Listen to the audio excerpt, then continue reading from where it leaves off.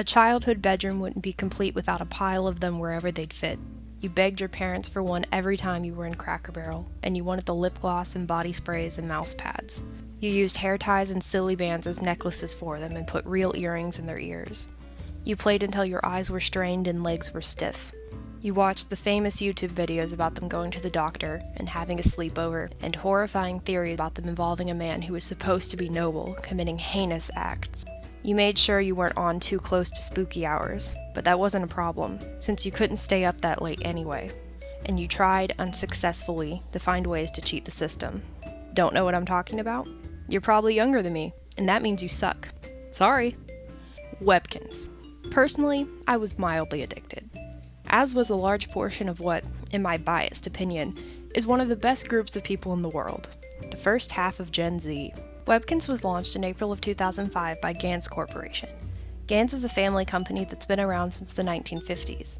Webkinz could fairly be called an overnight success. In just over a year of operation, Webkinz managed to accumulate over 1 million members, and this was all done by word-of-mouth advertising. Ganz didn't need to pay for Webkinz advertisements until 2011, when its popularity started to drop a little. This is why I specifically said the first half of Gen Z. The second half wouldn't have even been born until well into Webkinz's peak popularity. As an anecdote, my cousin who was born in 2006 had no idea what Webkinz was when I asked her. While I think being born in 2006 seems like a shockingly early cutoff for being familiar with Webkinz, it kind of makes sense. If you define Webkinz's peak as between 2006 and 2011, then a child born in 2006 could only have been as old as 5 to have played during the peak. The reason why I'm stressing the peak is not because I'm trying to gatekeep who really played Webkinz. It's because I think it's fair to say that if you were in the right age bracket during those peak years, or if you had a sibling who was, then it's a lot more likely that you're familiar with it. While I'm sure there were a decent amount of millennial Gen Z cuspers that were fans of Webkinz, I think I can firmly claim Webkinz for the first half of Gen Z. For reference, since the range of Gen Z is being born between 1997 and 2012, I'm loosely defining first half of Gen Z as being born between about 1997 and 2003. If you don't fall into this category, then it's less likely that you played Webkinz, or if you did, you probably didn't play for very long. Personally, I was introduced to Webkinz in 2008 by my classmate and best friend at the time, Dylan. He and his brother Tyler were already avid players of Webkinz, so for my birthday, their mom let them each pick out a Webkinz to give me. From Dylan, I got a Lilkins hippo who I named Cuddly, and I got a Dalmatian who I named Patch from Tyler. Tyler pointed out Patch should really be named Patches, but 7-year-olds don't make good life decisions. So, I saddled my only son with the name Patch. I say only son for a reason, because my man ended up with 21 sisters. But hey, if he was upset about his name, or the sheer amount of estrogen in his poorly designed virtual home, or if he got bullied for it at the Kinsville Academy, he never said anything to me. But maybe he just didn't want me to feel guilty, because there's no therapy in Webkinz world. Be neurotypical or put up with the consequences. That's what I always say. And that piece of wisdom must have worked, because I was never alerted that any of my pets suffered from chronic depression.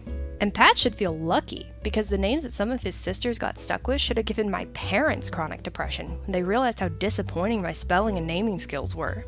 After Cuddly and Patch, I adopted Princess, Rose, Jasmine, Samantha, Diamond, Peach, Ginger, Jamie, Collie, Lily, Pamela, Madison, Petunia, Julianne, Bailey, Cuddles, Pansy, Jacqueline, Emma, and Frosty, all between 2008 and 2013. You can see there was an improvement in my spelling skills after the misspelling of Ginger dangerously close to the no-no word, but my naming skills still needed a lot of work. And so, my time with Webkinz had begun. So had my sisters, who received Flower, her Lilkins rabbit, from Dylan and Tyler on the same day as I got Cuddly and Patch, so she wouldn't feel left out. We shared the horribly slow family PC to take care of our pets. But come to think of it, I think the Webkinz site was slow for most people, so maybe it wasn't all the fault of the computer. I logged on almost every day to take care of my pets and do my daily activities. The Wheel of Wow, the Wishing Well, Jumbleberry Jam, Spree, Wacky Bingos, the Curio Shop, Melissa Star Challenge, the Kinsville Academy, the Employment Office. There was so much to do. I could easily sink an hour and a half into Webkinz every day between all the games, activities, and ways to care for your pet that were available. And Webkinz was constantly adding more stuff. Webkinz did a great job of making a big deal out of every holiday by having new furniture, clothing, and challenges available only during that short time. Since there were always new items to buy and challenges to participate in, the game never got boring. Some of you might remember Santakins. You could find him in the clubhouse, and you would have your pet sit on his lap and pick from a few items on the screen. As long as you logged in Christmas Day, he would get that item in your dock. It was yet another thing to look forward to on Christmas morning. I also always appreciated the detail that they put into describing each new pet that you got. Every time you adopted a pet, they would give it a birthday that was different from its adoption day, and there was a little bio paragraph telling you about its personality, its hobbies, and favorite food and toy. There was a short time in my life that I used my allowance on a new Webkinz pet almost every month. All that stuff to do makes me think I got a good play value out of Webkinz.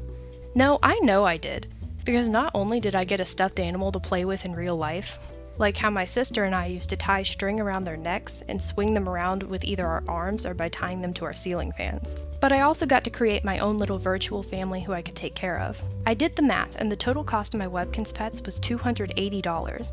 I, my parents, and Dylan and Tyler's mom gave Gans $280 more over the course of 5 years, and that was just my account. My sister also had a decent number of pets, and so did Dylan and Tyler. I don't know if I can explain the draw of Webkinz to someone who wasn't there for it. It helped define a generation, or half of one.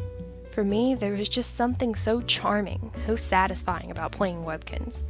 Maybe that's just my memories of the dopamine talking, but the world was so interactive and detailed, all while having minimal emphasis on the social aspect of the game. It was like Webkinz gave us the tools, and our imaginations did the rest of the work to make what can almost be described as a fantasy world. To play Webkinz was to enter Webkinz world. When I played, my brain was an extension of the computer, living in the world on the screen. I can imagine Webkinz was a great form of escapism for some kids. The graphic design of Webkinz is something unique. There's something charming about the way they chose to design the site. Certain food, furniture, and clothing items light up my brain like the lights at Quizzy's Quiz Bowl, just by looking at them. I can't describe why they make me happy, they just do. Maybe it's because it embodies the style of my time as a young child. I really can't say for sure.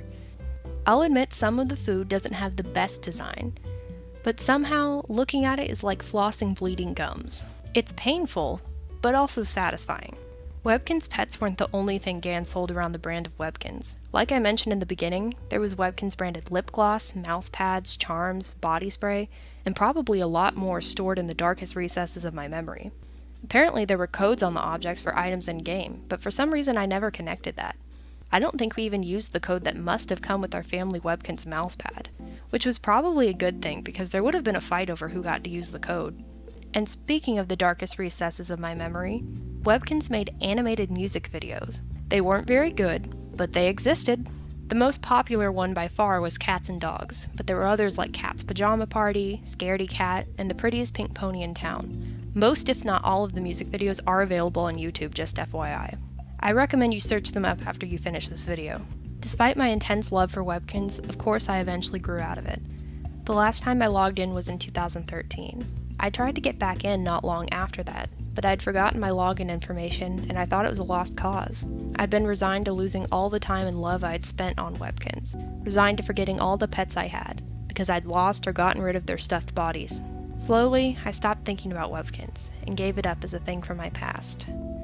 That was until this year, when the TikTok trend of people showing the names of their pets on their old Webkinz accounts inundated my For You page. I was so jealous of the people who managed to keep up with their accounts. It sparked something in me, and I decided to look into the issue further, and I found that there was a sliver of hope. Having nothing to lose and everything to gain, I emailed Gans explaining my issue, and when a week passed without a reply, I figured they would never answer me, and I was okay with that. But about a month after I sent my initial email, I got a response telling me they might be able to help me. I was so excited, and within a day I had my account back. I spent most of that day checking out all the things I'd forgotten about. There were 6 times the number of things to do than I'd remembered. I almost cried when I logged on to the curio shop for the first time in 7 years and Artifact said, "Good to see you again." Hearing the Wheel of Wow sound effect gave me unexpected levels of comfort. I loved being able to revisit my favorite games, namely Pizza Palace and Smoothie Moves. I'd completely forgotten about Polar Plunge, Webkinz Rally, and Dex Dangerous and the Lunar Lugbots, but those were some of my favorites too. And I'd just like to point out that the games are by no means easy when playing them as an adult. There's still some challenge to them, though that may be due to the always slow Webkinz site and the fact that I need a new laptop. There were some updates to Webkinz in the time that I wasn't playing. The biggest thing being that they now have bunk beds. This may not seem like a big deal to some of you, but if you're an original player, this is huge. I remember wishing for bunk beds so many times, and I know other kids did too, because why can't my Webkinz have bunk beds was a frequently asked question. Webkinz' answer was that they couldn't make bunk beds because of how their beds work. I was wondering when this feature got added, since it seems so impossible that Webkinz would figure out how to program a bed that two pets could share, so I looked into it. I found that they added bunk beds right after I stopped playing. I know I last played sometime in early to mid 2013, and they added bunk beds in October of 2013. They did that just to spite me. Another cool new feature I noticed was the family score. You're awarded points every time you do things to take care of your pet, like decorating their house, feeding them, dressing them, and playing arcade games with them. Every time you hit a milestone, you're awarded a prize. But the downside to this is that now my pets have whims that, if they don't get fulfilled quickly enough, earn me a sad-looking pet and a guilt trip that would rival any verbally abusive ex-wives. Which I guess makes sense, since apart from Patch, they're all women. The happiness I felt in those first couple weeks after getting my account back is what sparked my idea for this video. Especially since Flash is supposed to be going away after December 2020, I wanted to document and pay tribute to the website that I spent a ton of my childhood on. But let's talk about Flash going away, because there's something else that gave me that last little push to committing myself to making this video, and that is the horror of the new Webkinz desktop app. Their nightmarish new app is unrecognizable as a product of Webkinz. The praise I gave the graphic design of Webkinz Classic does not extend to this desktop app. It looks genuinely horrifying. This app is a fever dream that could give a grown man nightmares. Maybe GAN should switch to horror games because the uncanny valley style of animation coupled with the jerky, too fast movements of the pets gives the game the vibe of something I could see Markiplier playing on 3 Scary Games. And being creepy is one thing. It could possibly even be forgiven if the game had any redeeming qualities. This just looks like shit. Somehow they downgraded the graphics. This looks like it died in the 90s and was reanimated against its will. Now it's a confused, floundering, geriatric zombie who'd be better off dead. So, the 2020 presidential candidates. When you open the app, you're met with the login screen. For some reason, they made the decision to allow you to log into the desktop app with your old username and password, which I think adds to the confusion. After you make the choice to either log in or create a new account, the camera pans to the adoption center where we're met by a dog woman named Ms. Biscuits, who looks like a cross between my 4th grade teacher and the woman who broke up your parents' marriage. She introduces herself and shows us our choice of 3 alarming looking pets that would love to be a part of our family. After you attempt to make the least frightening decision, there's a long 10-second pause, and then you choose what they're calling your world name. As you can see, I made the choice to have the world name Little Fancy Star. Next, there's another 10-second pause, and then you're told that since you're new, you'll need a place to live. I was given this large, ground floor, fully furnished, minimalist, standalone studio apartment, which I got to choose the style of. Apparently this is some kind of communist utopia where no one has to work for anything. But, looking at the quality of the graphics and the snow-covered ground, this does give a very USSR vibe, so I'll let that slide. Who knows, maybe the water bottle that my pet apparently consumed whole was actually vodka. Maybe I'll ask Pop-Tart if she interfered with the 2016 presidential election. Anything could be true. But while there's many possibilities as far as where this world is supposed to be based, there's not very many possibilities to be entertained, which lends credibility to the USSR theory. There's a cafe, which you can't do anything at, and a hair salon, which you, again, cannot do anything at. There's also a playground, which you can do things at, but when it looks like this, why would you want to? The arcade looks terrible, so at least the app's design is cohesive, if not at all good. You're limited to 3 plays of each game per day, and there's only about 10. Some I recognize from Webkinz Classic, and some are new. Oh, and apparently new pets come with sparks that can be combined with another pet's spark to make babies. Yeah, babies. You can crossbreed any 2 pets. Those babies can be taken care of and turned into kids, and then into adults, and I believe they can then produce their own children. I actually don't know how I feel about this feature. On one hand, I feel like I need to give credit where credit is due. I think it's actually kind of a smart feature that kids would like. But on the other, it's a little weird. Personally, I always viewed my pets as siblings. But hey, apparently Webkinz does too, because the pet leaderboard is filled with the same tan dog with rainbow fur at the ears and neck, and a single sequined pink paw, no matter what the traits of the parents are. If all those pets look alike, there clearly has to be some inbreeding going on here. Speaking of inbreeding, I'd be curious to know if there's anything blocking a player from literally inbreeding their pet families. If there isn't, then that's actually kinda cool, because there's a chance that the player could produce some pets that look like members of the British royal family.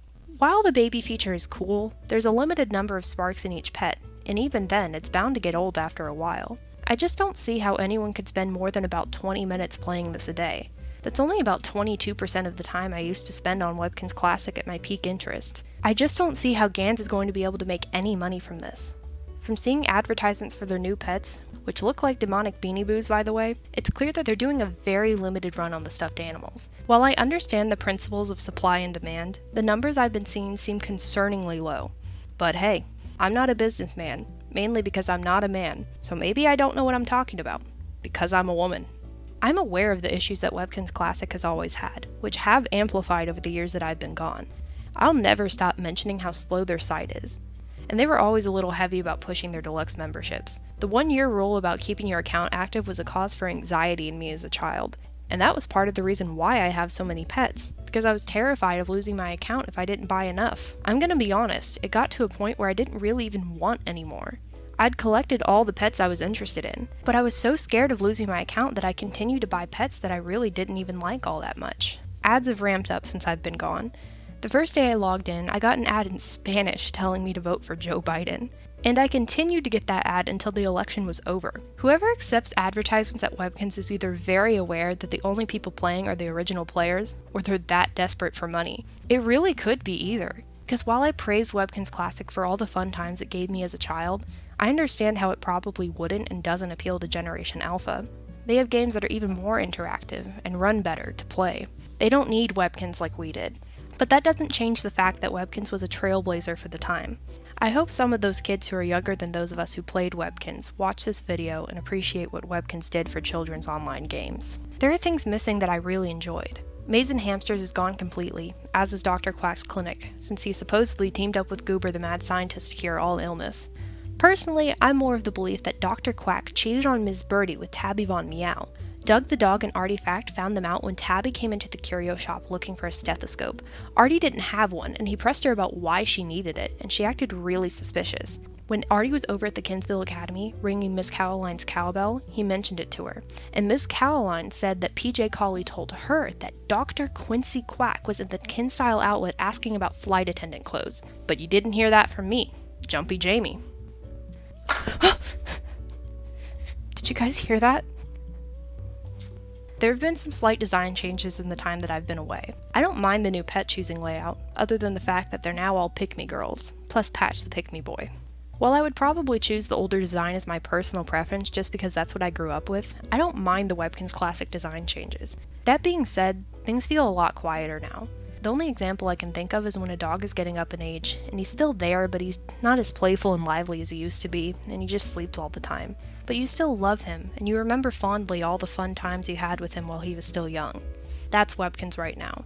I made it a goal of mine to fully appreciate everything I possibly could, because I was of the belief that I was never going to be able to play 90% of Webkinz Classic ever again. I believe that if Webkinz in 2020 napped a lot, then Webkinz in 2021 would be comatose. It's a good thing I was wrong, because it seems that Webkinz Classic will continue to be alive and mostly well for a while to come. And that means that there's an opportunity for me to re-experience some things that I thought I wasn't going to be able to. Because back in October, I believed that Webkinz only had a couple months to live. There was no way I was going to buy a new pet, which for the most part are now completely virtual. Since I haven't bought a pet in 7 years, I'm considered a free account, which is a nice addition that would have helped child me sleep at night. As a free account, I'm limited as to what I can do. I can't take certain classes at the Kinsville Academy, I can't do certain jobs at the employment office, I also can't buy certain items, play certain games, take certain challenges, etc. Basically, it's like being an undocumented immigrant. But since Webkinz has been given new life, I don't have to feel like I'm abandoning my pets, and there's really no reason for me not to buy another pet if I really wanted to. Maybe Patch will get his first brother in 2021. If you stop to do the math, you know that I'm 19 now. I'm not a kid anymore. I can't log on every day because I have other responsibilities. My life is about to get really busy. I'm starting college soon, and hopefully I'll get a job soon after that. So while I probably won't log on more than a handful of times a month, I'm going to keep my account active until the bitter end of this website, and now app, that could have only been created in the 2000s. I'm very happy to say there's a good chance I'll be able to hold on to my account for my kids to be able to play on, which is something I didn't think would be possible. Since I believed my pets were going into the great beyond, I cooked up the idea of undertaking the huge task of fixing up their whole house so it'd be a nice place for them to live. I planned to make sure that they'd all have their desired item in a room theme that I feel reflects them, and I've since made good on my promise. Some rooms are better than others, but I'm pretty happy with it. Even though my motivations turned out to be faulty, and I also know that my pets are just code and not actual living creatures, I'm glad to be able to pay tribute to my little family this way. Because I can't fix the grievous spelling errors I made when naming some of them, but I can make their house nice so I can picture them happy when they do eventually fade into nothing. If that idea makes you emotional, you're not alone. But the day that Webkinz actually does die will eventually come to pass. I have 3 consolations for this. First, that day is not today. We don't have to say goodbye right now. Second, if Webkinz Classic goes down, God willing it'll take the new Webkinz down with it. And third, Gans has made a statement before about deleting inactive accounts. They said, "Webkinz don't die. If we have to delete an account from our archives because a player has abandoned it, we put those pets back up for adoption so they can find a new, loving home." So, if by the time you're seeing this video, it's too late for you to see your pets again, either because you're from a day, hopefully far in the future, that Webkinz is no more, or even if you just fucked up and it's been too long since you've logged in and your account got deleted and now you're feeling emotional, maybe take comfort in that. I know I will when the time comes. But in the meantime, I think I'll get my pets baptized so I can be sure to see them in heaven one day. If anyone knows of a church that will baptize a well-behaved but slightly manipulative menagerie of 22, let me know. I have some Kinz cash saved up.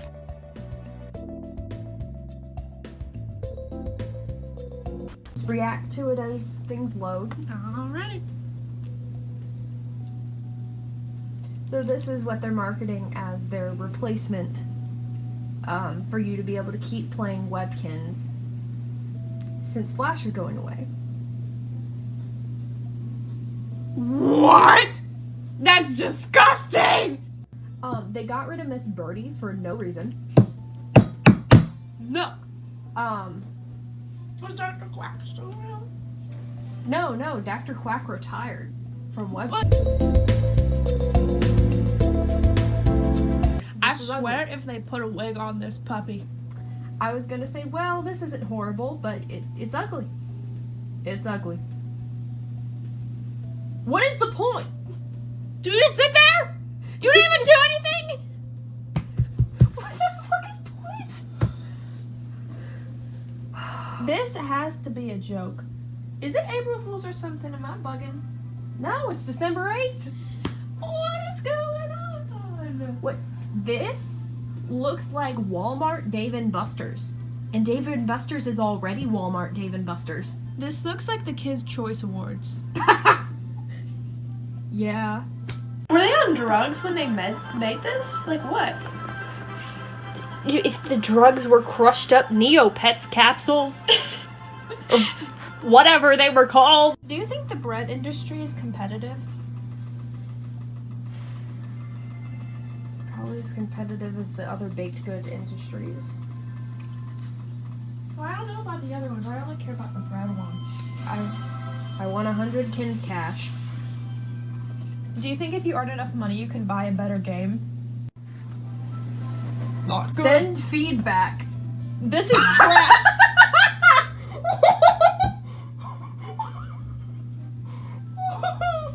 What? I can rate the game. Good. Tell them a review. Say, this is trash. Fix it. Why can I Watch my video. That's my opinion. I'm using some of this audio as like, oh, when I showed my sister Don't include the bread industry part. is nothing like Webkinz Classic. In fact, this is hell.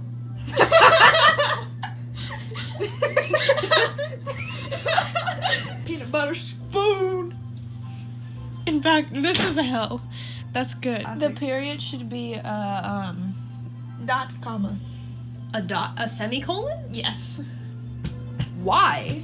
Because you're saying Oh, I thought you meant the final period. no. Webkinz Classic, and then you say In fact, this is hell. I would get rid of in fact in that case. No! Well, you have to, because No! the semicolon No! effectively says in No! fact. Drag me! You have to include. Oh my gosh, is that a carrot? Yes. What the heck is this? It's a carrot. No. You're lying. What do you think it is? Not a carrot. This is the most disgusting thing I've ever seen.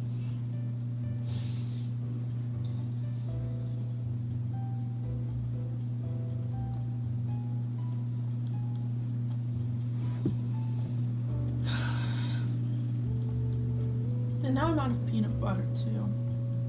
But maybe he just didn't want me to feel guilty, because there's no therapy in Webkinz world.